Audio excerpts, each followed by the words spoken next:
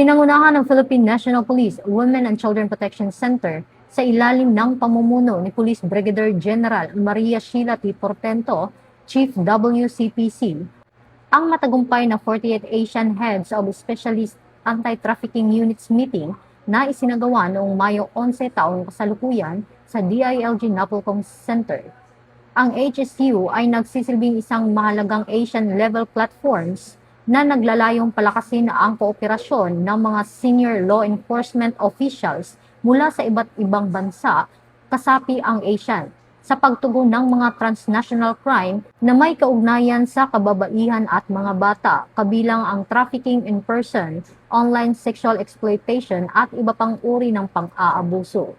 Bilang pangunahing specialized unit ng PNP na may mandato sa pag-iwas, investigasyon at pagtugon sa mga krimen laban sa kababaihan at kabataan, patuloy na isinusulong ng PNP WCPC ang victim-centered, trauma-informed at child-sensitive sa pamamaraan ng pagpapatupad ng batas alinsunod sa mga Asian commitments at umiiral na batas ng bansa. Sa pamamagitan ng policy coordination, intelligence sharing, capacity building at operational cooperation, pinalakas ng HSU ang kolektibong adhikain ng Asian member states na protektahan ang karapatan, kaligtasan at kapakanan ng kababaihan at mga bata sa buong rehiyon. Muling pinagtibay ng mga kalahok ang kanilang pagkakaisa sa layuning makabuo ng isang mas ligtas at mas matatag na Asian community para sa kababaihan at kabataan.